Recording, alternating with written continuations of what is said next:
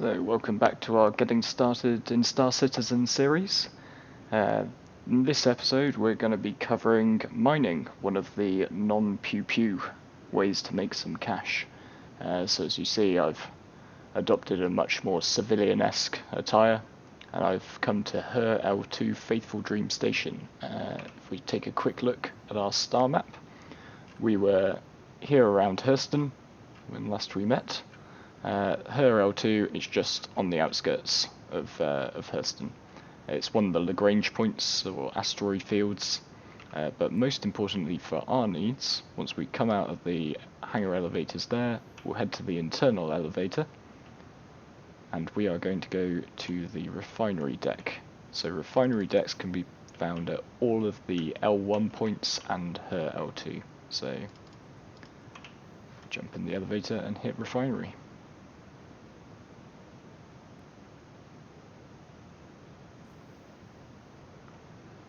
So here we are on one of the refinery decks. Beautiful in an industrial brutalist type way. I really appreciate the amount of work CIG have put into this. But what we're really here for is to follow the signs for service and head into the shop here, the Mining Support Centre. So this has got a couple of things that we need. So first at the back, we've got another set of Vantage rental terminals. And this time we're going to see some slightly different ships. So the ones that we want for the time being are the Grey Cat Rock and the Drake Cutlass Black.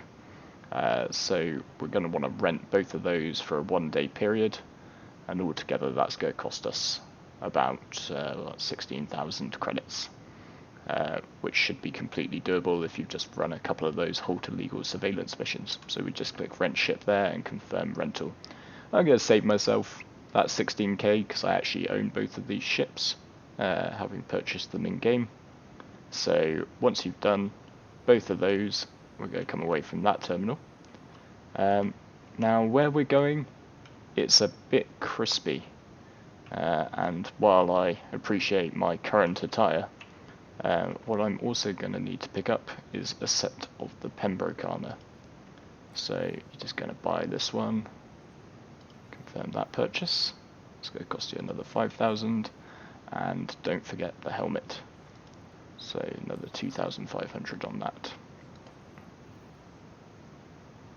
So yeah, a little bit over 20k is going to get you into the mining game, but trust me, don't skimp on this.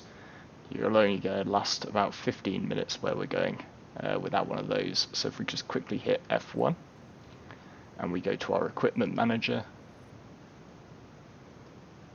Now, the Pembroke Armor is a bit weird. We're just going to check the undersuit, and we'll find Pembroke Armor in there, so don't go looking for it in the Armor tab. It's basically a one-piece, except for the helmet, which we have to go to the Armor tab for, and we just look in the Armor helmet section and find the Pembroke helmet. Let's save that. And once that little yellow warning sign has gone away, we're all good, and we're going to run back to the elevator here, but you can see we've got a much bulkier look to us now. So I'm going to see you back at the hangars and habs. So here we are at the vehicle retrieval console. We're just going to use this, and we're going to search in the list for our Drake Cutlass Black. Like I say, mine is owned, but yours will come up with the rental and the time left on it, so we're just going to retrieve that. You might notice we can't see our Grey Cat Rock anywhere in the list, and that's because we only get that out once we get planet side. So this type of mining is going to only happen on planets and moons. So we're going to first head to pad 4 and go grab our Cutlass out.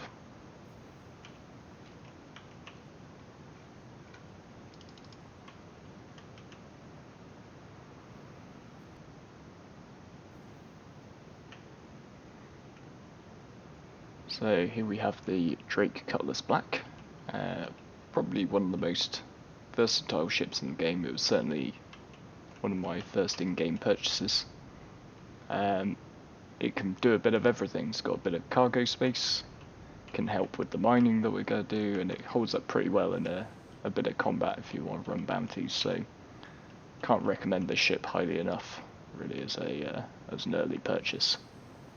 It's also got a co-pilot seat and a turret gun in case you've got a mate or two that you want to play with. So yeah, great ship. If we just request takeoff permission. Now, another useful thing it comes with is Veto Mode. So our engines are currently providing a lot of upthrust, those two big thrusters at the back, but if I press K on the keyboard, then those will turn to provide us with additional forward thrust, so can really help in handling, particularly in atmosphere. So that's a good one to know. But we're going to press F2 to go to our star map. Double right click if it doesn't work first time. If it doesn't work second time, close the star map and reopen it again. And now we're here, we're going to go zoom into the Hurston planet system again, and we're going to look for the moon aerial. So like I said, that time, that star map didn't set my route the first time, but I clicked on Hurston first, click back on aerial. That's the way around the bug, so set route to aerial. Let's go point us over there, 2-stage jump. First we're going to go to Hurston, and then out to the moon.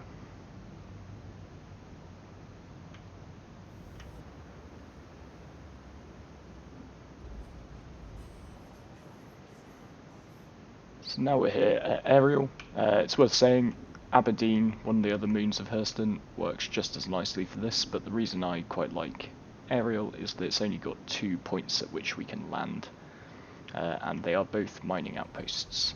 That's what we're looking for. So if we press B to bring up options, we can find one of these sites. So this is HGMS Lathan, I think the other one is HGMS Bezdek. So if you just press B to start with, you can bring up all the potential points to jump to, and that hexagon that came up when I first did it indicated that it was a ground landing zone. The key for getting the rock out is that you want it to be a mining outpost, and those in the Hurston system are marked by HDMS. So as long as you head to one of those, you're fine. Aberdeen, also really good, but it does have quite a lot more going on the ground. So for our purposes of a quick introductional video for mining, this works perfectly for us.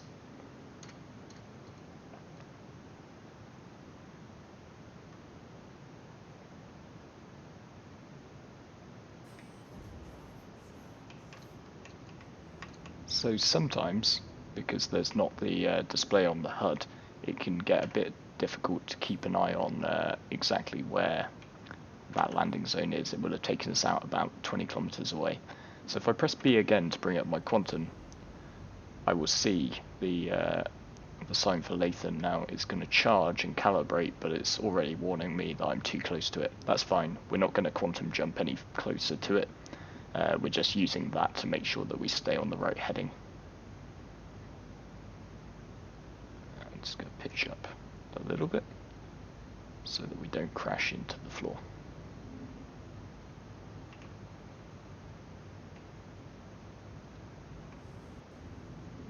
You can also use F4 just to make sure that we're not getting too close to the ground. We don't want our mining trip to be over before it's even begun.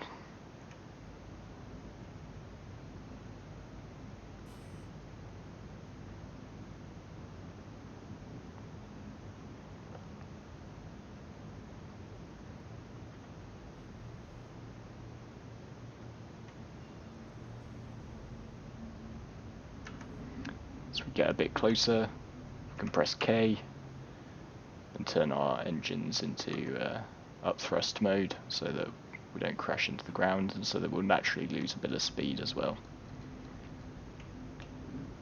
N to drop our landing gear, because we're going to take a perch here at Lathan. Now, one of the advantages to these outposts is that they don't require you to request landing permission.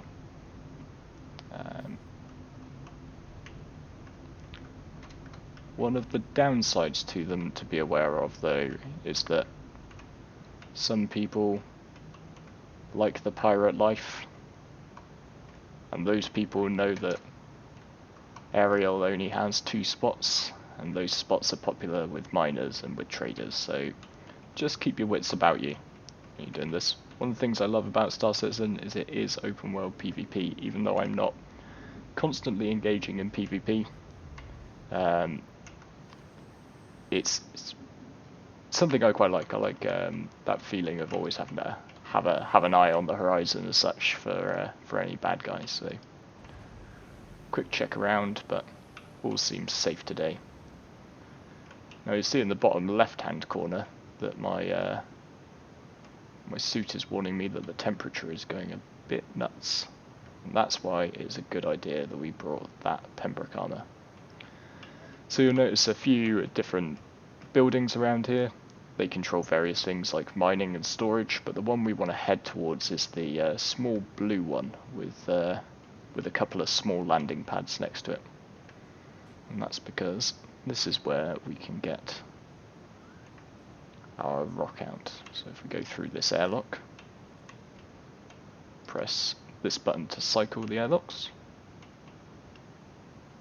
Some nice sound effects. I'm not sure I've got it turned up nice loudly enough for you to hear, but so here we've got a couple of vehicle retrieval consoles, and we won't be able to get out every ship we want to here, but what we can get here is our Grey Cat rock for light mining.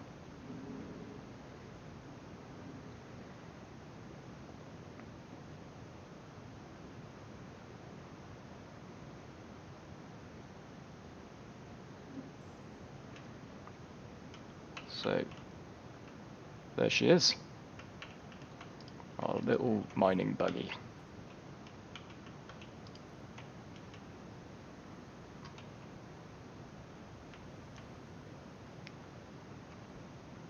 So the rock is a specialist vehicle for tackling gem deposits.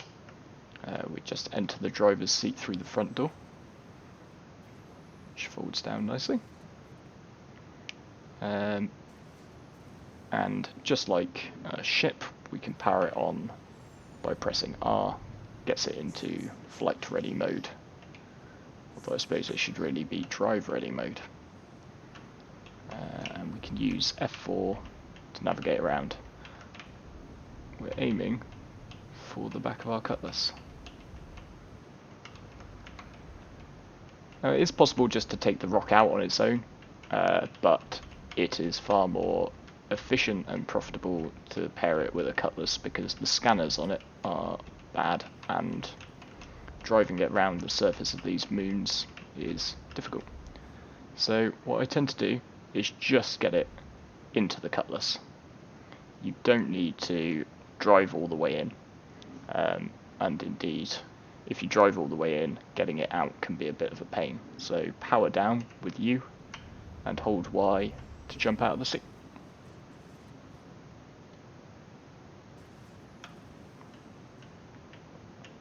Once we're clear of it, we're going to get back to our pilot seat.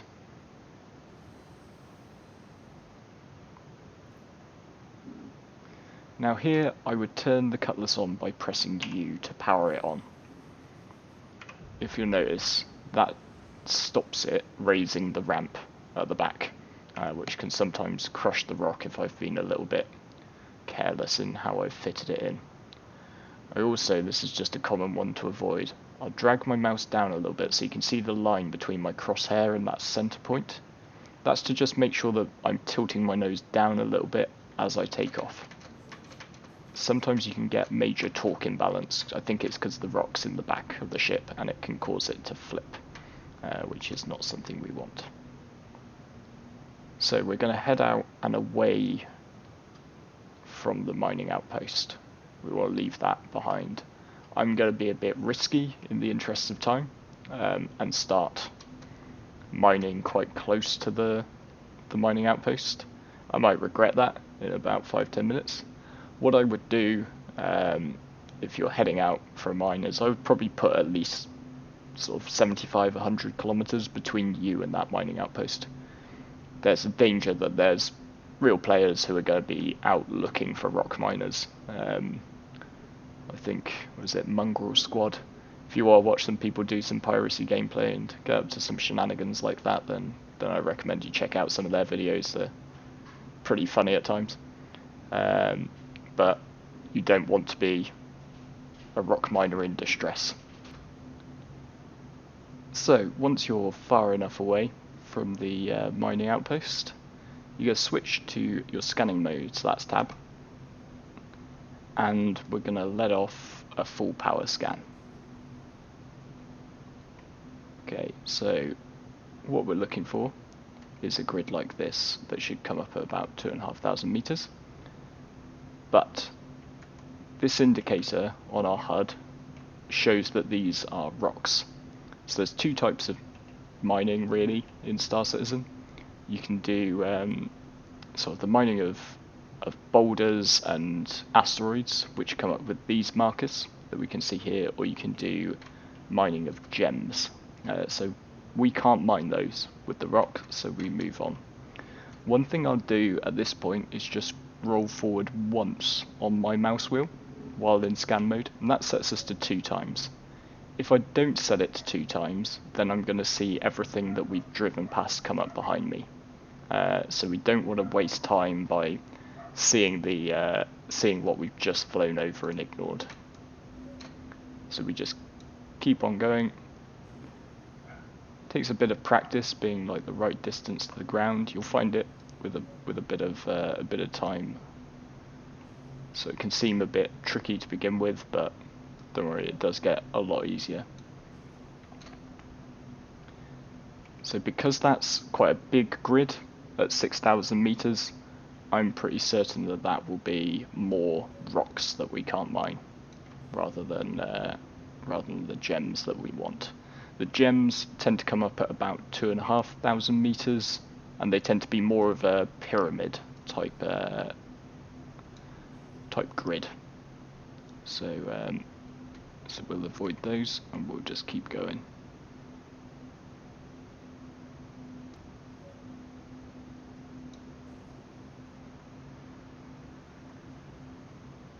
So there we've got a smaller one at 2,500. Nope, that is a rock. That was the same one that we just saw. Sorry about that.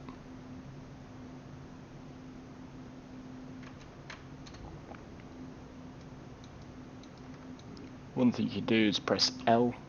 That turns on your ship lights, and that might just help you in terms of seeing where the floor is, particularly if you're flying along at night or in the dusk.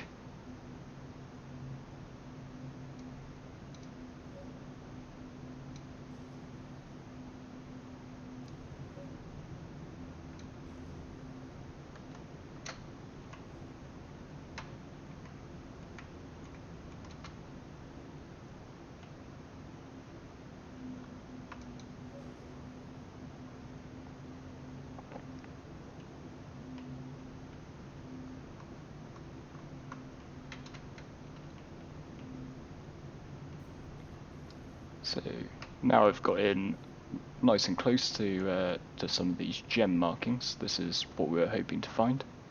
I'm going to hold down the left mouse button once I'm looking at them, and I'll be able to see some details. So this is Dollarvine, and everything which appears in the same group will be the same material. What I would recommend is that you ignore Dollarvine. It's not worth as much as what we're really looking for, which is Hadnite, so we're going to just carry on for a little bit. We want to look for the real money.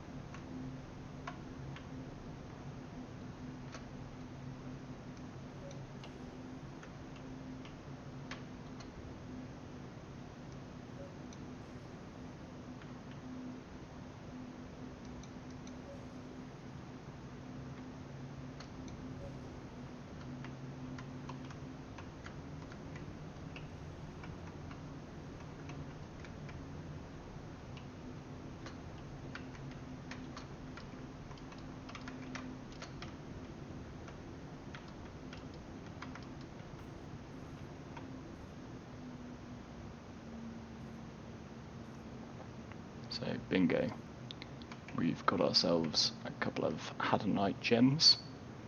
So now we want to carefully, you can see those 3 gems down at the bottom of my screen there. So we're going to try and just find a nice flat spot to drop ourselves down, and the lights really help here. So what we just want to make sure is that our ramp is fairly flush with the floor. We don't want to have a huge gap, because otherwise we're going to find it difficult to get back up. So I'm going to just use U to power down the Cutlass, and hold Y to get out of the seat. Go run to the back here, and go jump into our Grey Cat rock.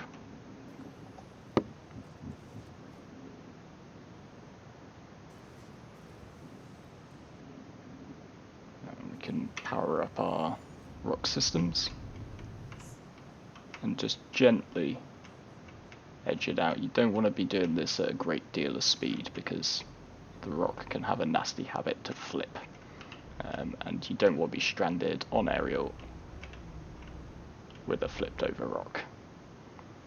So we've got our mining laser towards the right here, but if we press M, that will enter us into mining mode. Now we want to just point the crosshair at the Hadonite rock, and it will do a scan. So once the scan's complete, you'll see the mining mode reticle has changed, and on the right hand side we've got an area of white, then a little bit of green, then a lot of red. The trick to mining is we want to try and keep everything in the green. That's what's going to crack the rock. If we keep it under the green, then it's not going to have enough energy to split into the gems that we can pick up. If we take it into the red, then it's going to overcharge, and the little gems are going to go absolutely everywhere. So we engage our mining laser by left clicking, and then we're going to roll up on the mouse, and you'll see on the left hand side that's the laser intensity. And now we'll see on the right hand side that the charge level of the stone is rising. So we set it to 100% just to get it up towards that green zone.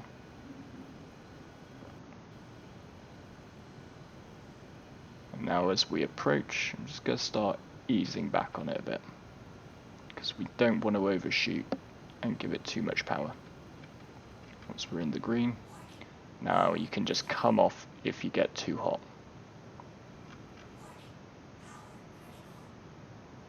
Find a comfortable level for the stone. It's a bit tricky, takes some getting used to, but you can keep applying heat and taking it away, and then hopefully that green will get all the way up. And there we go, tiny bit of overcharge maybe, but not very much. Now by right clicking, I've switched the laser to extraction mode, and we're just going to click once to set the tractor beam going. Now as you noticed, I don't need to start wiggling the thing around all over the place, right? And if you do sort of try and draw shapes with it, those rocks tend to go everywhere, so it's best to just point it at a big clump of them and then wait for the tractor beam to do its job. So with that done, we can just move on to the next one. It's a repetition of the same process, just wait for the scan to complete. Give it some juice. You might like to just reposition a little bit if you can't quite see the reticle. And yeah, charge and off. When we're doing a different form of mining in the Prospector, I prefer to just keep it on the whole time, and control. But that's much more finesse to it, so you can just go on and off with the rock laser. And then yep, just point it at those rocks and just be a bit patient, and there we go, all nice and smoothly aboard. You can see at the top left of this that I've got a cargo now, which is up to 41 Hadonite, and that's pretty good. So the rock has the capacity to hold 800 total.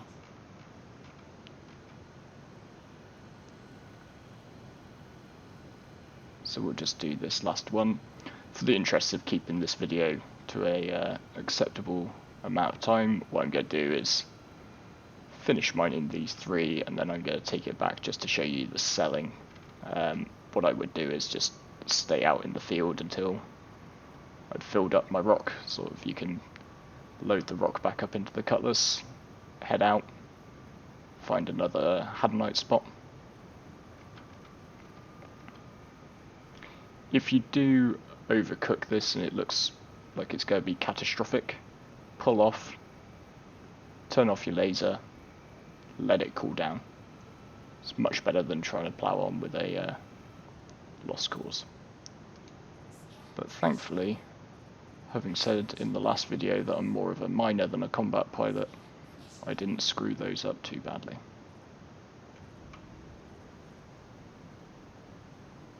So yeah, sometimes you have to be a bit patient with that, but patience is the key to mining. So once you've cleared out whatever deposits there are, press M to pop your mining laser away again, and usually pressing F4 to get into third person makes this a bit easier. So, yeah, generally does it.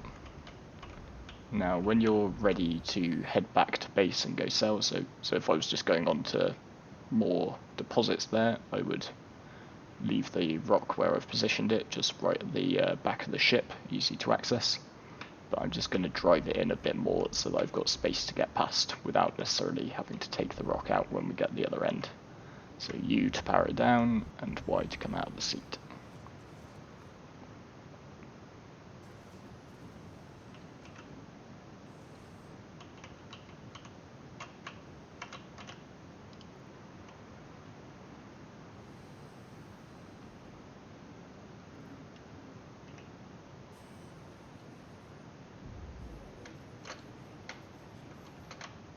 So there was a little bit of that major torque imbalance. That's why we want to keep things nice and pulled down when we take off to begin with. So we will find our way back to Latham where we started. So just press B, and we'll get a point on it. So what I could do here is try a quantum jump to it. I'm not going to risk that.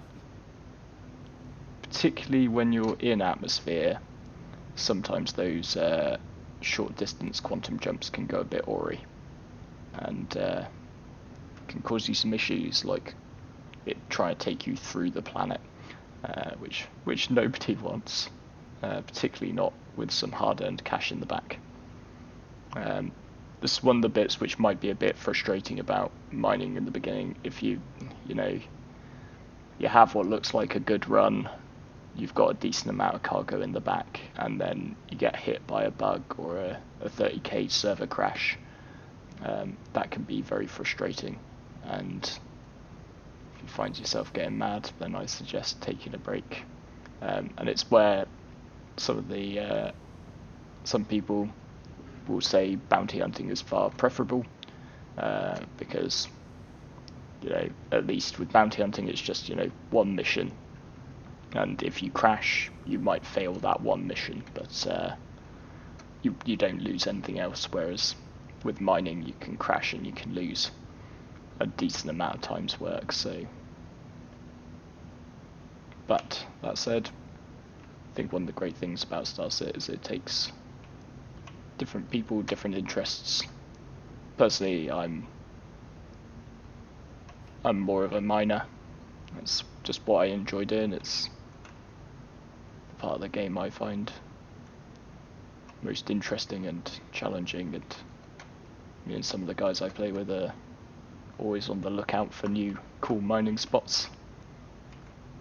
But yeah, and that's part of the reason behind this series, really. Sort of try out different things and find your way in the game, find what you really love doing. Maybe you'll love doing a bit of everything, which is what I try and do, because we're very much in alpha phase, so I don't think you should write off anything. You should give everything a go if you can.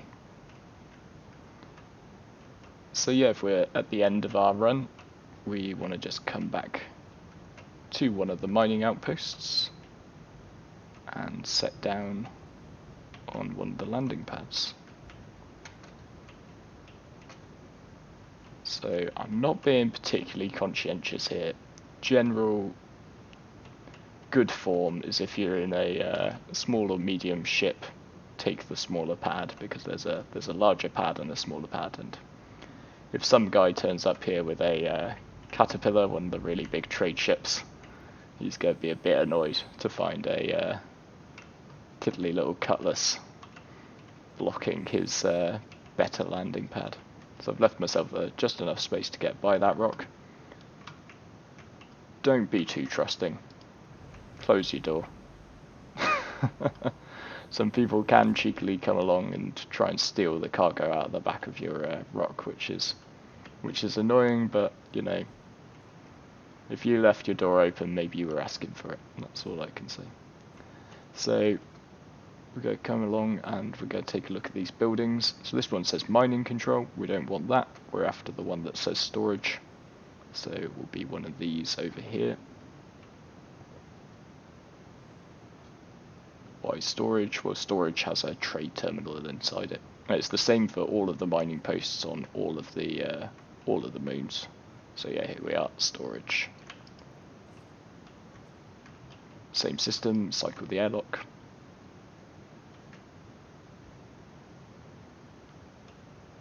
Then this doors go open and we're going to ignore the man at the desk and go to the trading console.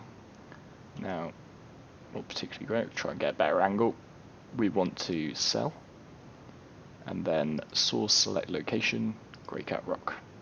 And there's our Hadnite.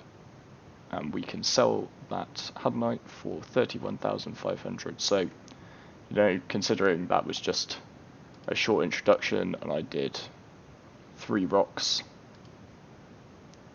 31,500 credits has put us back in the black for this mining mission. And you know, you would have that Grey Cat Rock and Cutlass for quite a lot more hours yet. So that was the introduction to the rocks. So I guess I will see you back at the space station, where maybe we'll just talk a little bit about the next things you might want to do progressing down the mining career path. Take a look at a few ships. So I'll see you up there.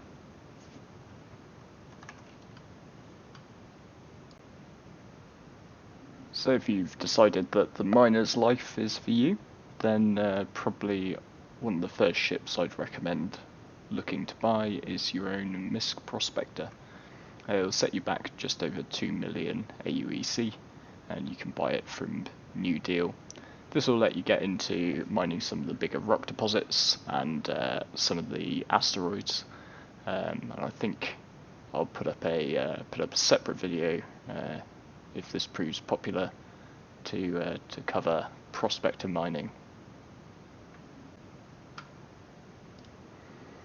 And indeed, if you're looking for an even bigger target to work towards with your mining operation, and particularly if you've got a few mates who are going to help you out, then the Argo Mole is the largest mining vessel currently in game.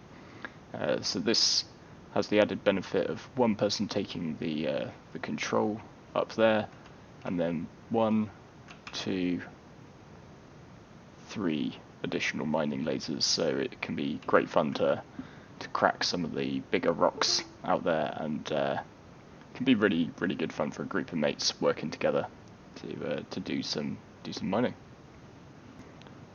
So I hope that small introduction to mining was useful for you. There's obviously a lot more to learn, so please feel free to get in touch through the comments, and I'll answer any questions that I can.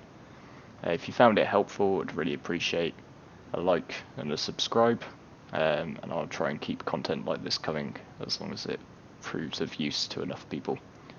If you are just starting out in the game as well, I'm going to flash up my referral code at this point, because if you do decide to buy a game package, that'll get you an extra 5,000 starting credits, and it helps me out a little bit as well. So that's great.